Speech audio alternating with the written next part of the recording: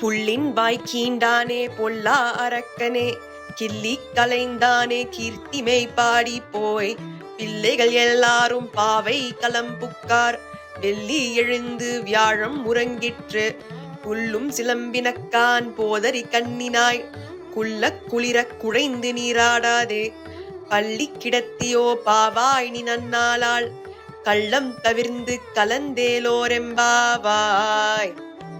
இந்த பாசுரத்தில் ரெண்டு திவ்ய தேசங்களோடு ஒரு தொடர்பு இருக்கு. அது திருக்குடந்தை and திருவெக்கா. பள்ளி கிடத்தியோ பாவா நீ நன்னாளால் என்ற வரியில் தான் இந்த தொடர்பு நம்மளால பார்க்க முடியும். ஏன்னா இந்த வரி பெருமாளுடைய பள்ளி கொண்ட பாஸ்டர் ஒரு ரீக்ளைனிங் பாஸ்டரை குறிக்கிறது. ஆனால் இந்த பாசுரத்தின் தொடர்பு பார்க்கணும்னா, இந்த ரெண்டு திவ்ய தேசங்களோட அந்த தொடர்பு பார்க்கணும்னா நம்ம இந்த பாசுரத்தின் கான்டெக்ட் நம்ம தான் புரிஞ்சுக்கணும். பறவை வடிவத்தில் வந்தான் ஓர் அசுரன். அவனுடைய ஆப்ஜெக்டை தன் சிறகால் கண்ணனை அழிப்பது. நம்மை காக்கும் கண்ணனை அழிக்க புகுந்தவன் உருப்படுவானா? அவனுடைய நோக்கம் ஈடேறுவான்? அதை நினைத்தாலே சிரிப்புதான் வரும். நோக்கம் தீயதானால் தீயதுதான் விளையும். அது அப்படிதான் விளைந்தது. பறவை வடிவத்தில் வந்த அந்த அசுரனின் வாயை பிளந்து கண்ணன் அவனை ஒழித்தான். இப்படிதான் ராவணன் சீதையை கவர்ந்து சென்று அசோகவனத்தில் சிறை வைத்தான். அந்த நோக்கம் அவ்வளவு முறையற்ற நோக்கமாக இருந்ததால்தான் அவன் ராவணன் அம்பில் இருந்து ஒழிந்தான். எளிதாக ராவணனை கிள்ளி எறிந்ததும் ராமன் சீதையை ஃப்ரீ பண்ணான். புள்ளின் வாய் கீண்டானே பொல்லா அரக்கனே, கிள்ளி கலைந்தானே கீர்த்திமை பாடிப்போ என்ற வரியை பார்த்தால் ராமனுடைய பெருமையினையும் வெற்றியினையும் புகழ ஆண்டாள் நோன்பு நோர்க்க இடத்திற்கு சென்றாள். வெள்ளி எழுந்து வியாழம் உறங்கிற்று என்று சொல்லும் பொழுது கிருஷ்ணனின் திருப்பெயரை புகழ ஆண்டாள் நோன்பு நோற்பதற்கான இடத்தை அடைந்து விட்டார். அங்கே அடைந்ததும் ஆண்டாள் அங்கிருக்கும் அந்த கோபியை கேட்கிறாள், நீ என்னோடு பெருமாளின் பெயரை நோன்பு நோற்காமல் அந்த படுக்கையிலேயே இருப்பது அழகில்லை.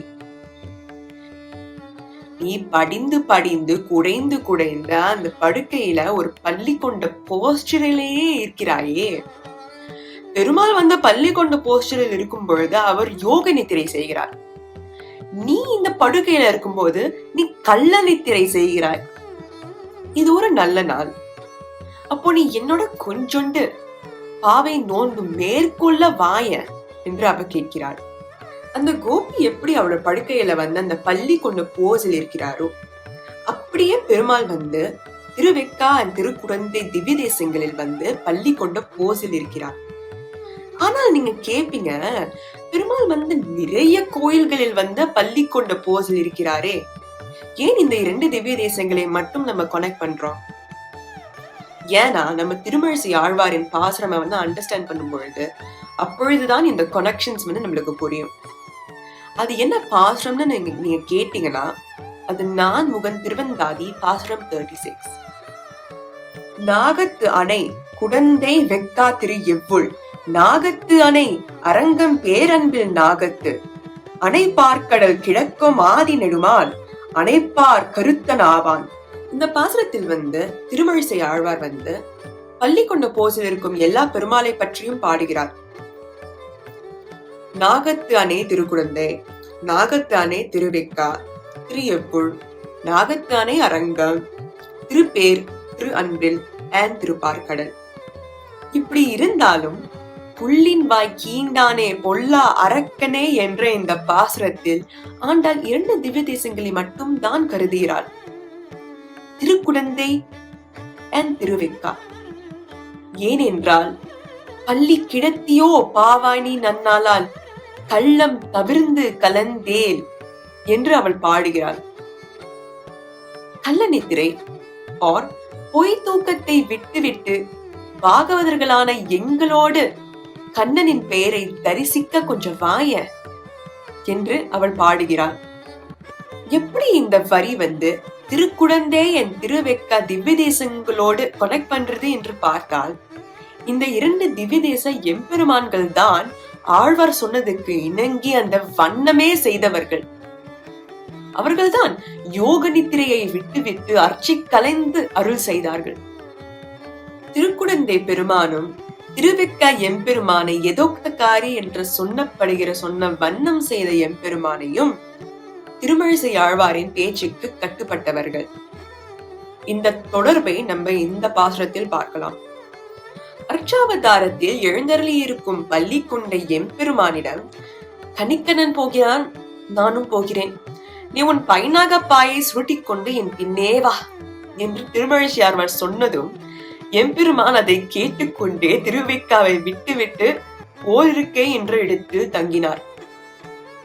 ராஜா கணிக்கண்ணனிடம் மன்னிப்பு கேட்ட பின் தான் ஆழ்வார் எம்பெருமானை அழைத்து கொண்டு திருப்பி திருவிக்காவில் பள்ளி கொண்டார். ஆன் டாப் ஆஃப் திஸ் நீங்க என்ன பார்க்கலாம்னா, மற்ற கோயில்களில் பெருமாள் பள்ளி கொண்ட போஸில் இருக்கும் பொழுது அவர் லெஃப்ட் டு ரைட் படுத்துப்பார். ஆனால் இந்த ஸ்டோரி படி பார்த்தா பெருமாள் திருவிக்காவுக்கு திருப்பி ரிட்டர்ன் பண்ணும் பொழுது அந்த வழியிலே அந்த டைரக்ஷன்லயே வந்ததால் பெருமாள் இந்த கோயில்ல மட்டும், இந்த திவ்ய தேசத்துல மட்டும் அவர் ரைட் டு லெஃப்ட் போஸ்ல இருப்பார். Especially after hearing Thirumazhisai Alvars words. இதனால்தான் இந்த பாசுரத்துல நம்ம இந்த தொடர்பை நம்மளால பார்க்க முடியுது. இப்ப திருக்குடந்தையை பார்க்கலாம். இப்போ திருக்குடந்தை திவ்ய தேசத்துல சாரங்கபாணி கோயில் என்று ஒண்ணு இருக்கு. சாரங்கபாணி என்ற பேருடைய அர்த்தம் என்னன்னா, it comes from Sanskrit words, சம்ஸ்கிருத வார்த்தைகளில் இருந்து வருது. Sharanga means the bow of Vishnu and Pani means hand. This means Sharangapanina, the one who has the bow in his hand. இந்த சாரங்கபாணி கோயிலில் தான் பெருமாள் பள்ளி கொண்டு போஸில் இருக்கிறார். And this pose is very beautiful. Thirukudanthai திவ்ய தேசத்துல இந்த pose is absolutely beautiful. And இது எப்படி தெரியும் என்று கேட்டால், ஏறார் கோலம் திகழ கிடந்தா என்று திருவாய்மொழி 581 கூறுகிறது.